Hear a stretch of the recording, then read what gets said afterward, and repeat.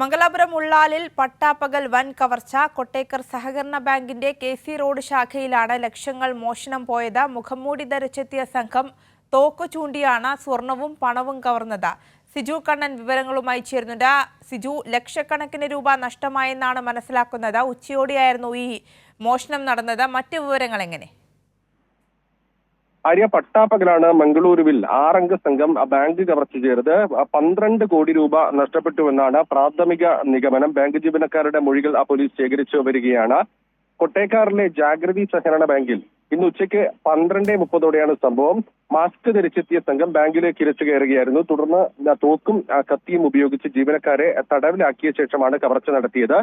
സ്വർണ്ണാഭരണങ്ങളും മറ്റു വസ്തുക്കളും പൂർണ്ണമായും കവർച്ചക്കാർ കൊണ്ടുപോയി എന്നാണ് മനസ്സിലാക്കുന്നത്. ഹിന്ദി ഭാഷയിലാണ് ഈ സംഘം സംസാരിച്ചിരുന്നതെന്നാണ് ബാങ്ക് ജീവനക്കാർ പറയുന്നത്. ബാങ്കിലുണ്ടായിരുന്ന 5 ജീവനക്കാരെയാണ് ഭീഷണിപ്പെടുത്തി ലോക്കർ തുറന്ന് കൊള്ളയടിച്ചത്.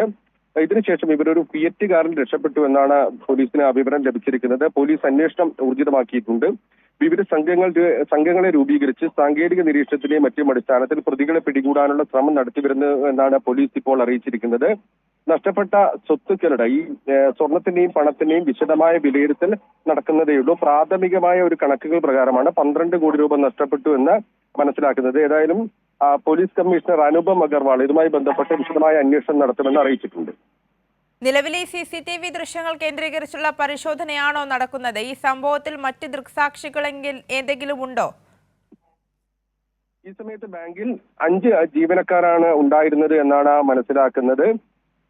ഈ ജീവനക്കാരുടെ മൊഴി വിശദമായി രേഖപ്പെടുത്തിക്കൊണ്ടിരിക്കുകയാണ് പോലീസ്. അതോടൊപ്പം തന്നെ നമ്മൾ ദൃശ്യങ്ങളിൽ കാണുന്നത് പോലെ CCTV ദൃശ്യങ്ങൾ ശേഖരിച്ചുകൊണ്ട് അതുമായി ബന്ധപ്പെട്ട് വിശദമായ പരിശോധനയാണ് നടത്തിക്കൊണ്ടിരിക്കുന്നത്. ഇവർ ഒരു കാറിലാണ് യാത്ര ചെയ്തത് എന്ന് ഈ CCTV ദൃശ്യങ്ങൾ പരിശോധിച്ചതിൽ നിന്ന് വ്യക്തമായിട്ടുണ്ട്. അവരെ കണ്ടെത്തുന്നതിന് വേണ്ടിയുള്ള ശ്രമം നടത്തിക്കൊണ്ടിരിക്കുകയാണ്.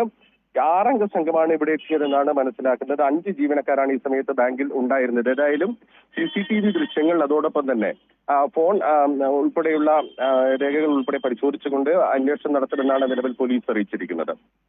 ശരി, സിജു കണ്ണനാണ് വിവരങ്ങൾ നൽകിയത്.